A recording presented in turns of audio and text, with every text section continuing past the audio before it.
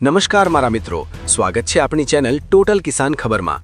મિત્રો, આજે આખા વિશ્વમાં ચાલી રહેલા મહાયુદ્ધને કારણે સામાન્ય માણસ અને ખેડૂતોને ઉપયોગી, હિતલક્ષી અને સાવધાન કરતા 11 મોટા સમાચાર એકત્ર કરી લાવ્યા છીએ, જે દરેક વ્યક્તિ અને દરેક ખેડૂતે ખાસ સાંભળવા અને જાણવા જોઈએ।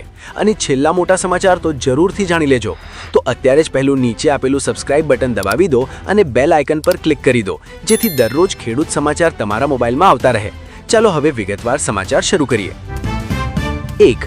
રાજ્યમાં ગરમીનું યલો એલર્ટ અને ખેતી પર અસર।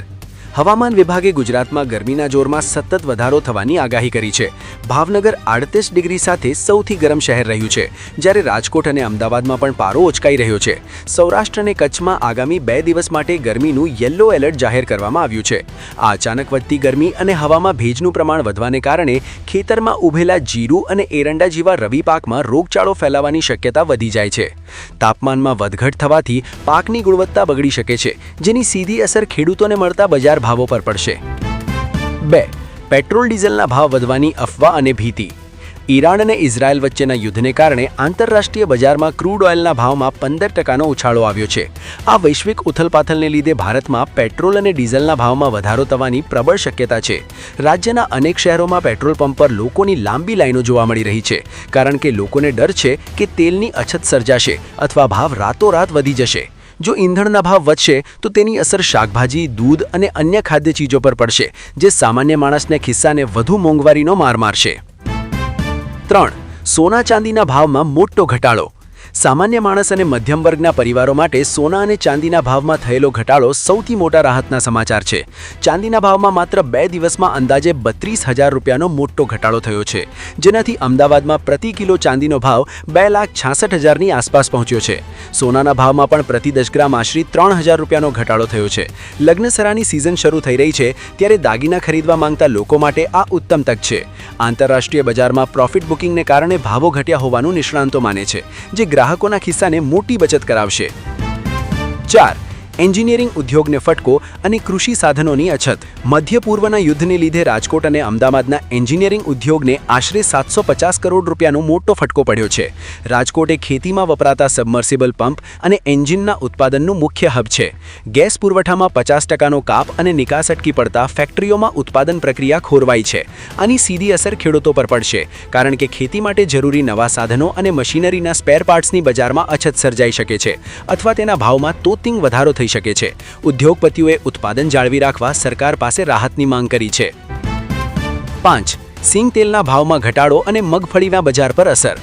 ખાદ્ય તેલ બજારમાં સિંગ તેલના ભાવમાં ડબ્બા દીઠ 60 રૂપિયાનો નોંધપાત્ર ઘટાડો થયો છે। વૈશ્વિક બજારમાં તેલિયા તેલના ભાવ ઘટવાને કારણે સ્થાનિક લેવલે લૂઝ તેલના ભાવમાં પણ 10 કિલોએ 75 રૂપિયાનો ઘટાડો જોવા મળ્યો છે। આ ઘટાડો ગ્રાહકો માટે રાહતરૂપ છે, પરંતુ મગફળી પકવતા ખેડૂતો માટે આ ચિંતાજનક સમાચાર છે। તેલના ભાવ ઘટવાથી માર્કેટયાર્ડમાં મગફળીના ખરીદ ભાવો પણ નીચા રહેવાની શક્યતા છે।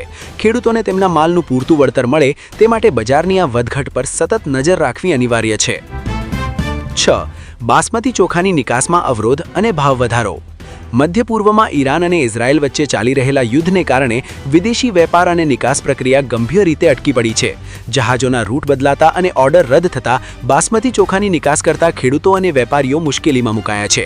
નિકાસમાં આવેલા આ અવરોધને લીધે સ્થાનિક બજારમાં બાસમતી ચોખાના ભાવમાં 10%નો ધરખમ વધારો નોંધાયો છે।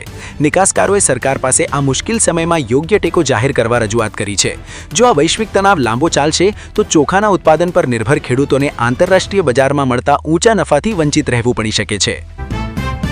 કચ્છના ડેમોમાં પાણીનું સંકટ અને સિંચાઈની ચિંતા। કચ્છ જિલ્લામાં ઉનાળાના પ્રારંભે જ પાણીની વિકટ સમસ્યા સર્જાવાની ભીતિ છે।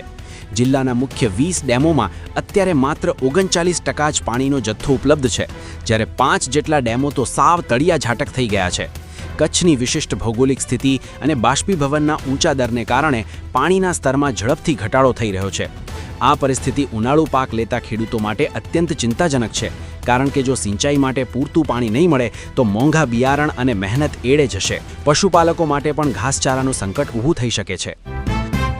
બનાસકાંઠામાં કેનાલ ભંગાણથી પાકને નુકસાનની ભીતિ। બનાસકાંઠાના દાંતીવાડા ડેમની મુખ્ય નહેરમાં સીપેજના કારણે 50 મીટરનું મોટું ગાબડું પડ્યું છે। આ દુર્ઘટનાને લીધે છેલ્લા 12 દિવસથી સેંકડો ખેડૂતો સિંચાઈના પાણીથી વંચિત રહ્યા છે। ઉનાળાની શરૂઆતમાં જ એરંડા, ઘઉં અને પશુઓના ઘાસચારા જેવા પાકને પાણીની સખત જરૂર હોય છે. ત્યારે પાણી ન મળતા પાક સુકાઈ જવાની અને ખેડૂતોને લાખોનું આર્થિક નુકસાન જવાની ભીતિ સેવાઈ રહી છે. તંત્ર દ્વારા સમારકામ અંતિમ તબક્કામાં હોવા છતાં ખેતરો સુધી પાણી પહોંચતા હજુ સમય લાગશે, જે ખેડૂતો માટે પાયમાલી સમાન સાબિત થઈ શકે છે. હવાઈ મુસાફરીના ભાડામાં તોતેંગ વધારો. અમદાવાદમાં રમાનારી ક્રિકેટ વર્લ્ડ કપની ફાઇનલ મેચને કારણે ફ્લાઇટના ભાડામાં અસાધારણ વધારો જોવા મળ્યો છે. મુંબઈથી અમદાવાદની ફ્લાઇટનું ભાડું વધીને 22,000 રૂપિયા સુધી પહોંચી ગયું છે. આ વધારો પ્રવાસ કરવા માંગતા સામાન્ય માણસ અને પ્રવાસીઓના ખિસ્સા પર મોટો બોજ નાખી રહ્યો છે. જો કે રેલવે વિભાગ દ્વારા સ્પેશિયલ ટ્રેનો દોડાવવામાં આવી રહી છે, પરંતુ ખાનગી ટ્રાવેલ્સ અને એરલાઇન્સ દ્વારા લેવામાં આવતા ઊંચા ભાડા સામાન્ય મુસાફરો માટે આર્થિક રીતે પરવડે તેમ નથી. ટૂંકા સમયમાં મુસાફરી કરવા માંગતા લોકો માટે આ સ્થિતિ ખિસ્સા ખાલી કરાવનારી સાબિત થઈ રહી છે. પીએફ પર વ્યાજદર યથાવત. નોકરિયાત વર્ગ માટે રાહતના સમાચાર એ છે કે સરકારે નાણાકીય વર્ષ 2025-26 માટે પીએફ પર મળતા વ્યાજદરમાં કોઈ ફેરફાર કર્યો નથી. કર્મચારીઓના જમા ફંડ પર 8.25% દરે વ્યાજ મળતું રહેશે. સેન્ટ્રલ બોર્ડ ઓફ ટ્રસ્ટીઝના આ નિર્ણયથી લાખો કર્મચારીઓને તેમની બચત પર સ્થિર વળતરની ખાતરી મળી છે. નાણાં મંત્રાલયની મંજૂરી બાદ જૂનથી સપ્ટેમ્બર મહિના દરમિયાન વ્યાજના પૈસા ખાતાધારકોના એકાઉન્ટમાં જમા થશે. વધતી મોંઘવારી વચ્ચે વ્યાજદરમાં ઘટાડો ન થવો એ સામાન્ય માણસની નિવૃત્તિ માટેની બચત માટે એક સકારાત્મક પાસું છે. ગેસ પુરવઠામાં કાપ અને ભાવ વધારાનું જોખમ. મધ્ય પૂર્વના યુદ્ધના કારણે ભારતમાં સીએનજી અને પીએનજીના ભાવ વધી શકે છે. કતરે લિક્વિફાઈડ નેચરલ ગેસનું ઉત્પાદન બંધ કરતા ભારતના પુરવઠામાં 40%નો જંગી ઘટાડો થયો છે. ગુજરાત ગેસ કંપનીએ ઉદ્યોગો માટેના પુરવઠામાં 50%નો કાપ મૂકી દીધો છે. જો આ સ્થિતિ લાંબી ચાલશે તો ઘરોમાં વપરાતા રાંધણ ગેસ અને વાહનોના ઈંધણના ભાવમાં ધરખમ વધારો થઈ શકે છે. આનાથી સામાન્ય માણસના માસિક બજેટ પર સીધી અસર પડશે અને ટ્રાન્સપોર્ટેશન મોંઘું થતાં જીવન જરૂરી ચીજવસ્તુઓના ભાવમાં પણ વધારો થવાની પૂરી શક્યતા છે. તમને આ માહિતી ઉપયોગી લાગી હોય તો વિડીયોને એક લાઇક આપજો અને તમારા તમામ વોટ્સએપ ગ્રુપમાં શેર કરજો, જેથી બીજા ખેડૂત ભાઈઓ પણ જાગૃત રહે અને યોજનાઓનો લાભ લઈ શકે. આપણી ચેનલ ટોટલ કિસાન ખબરને સબસ્ક્રાઇબ કરવાનું ભૂલતા નહીં. ફરી મળીશું નવી માહિતી સાથે. ત્યાં સુધી સાવચેત રહેજો, સુરક્ષિત રહેજો. જય જવાન, જય કિસાન.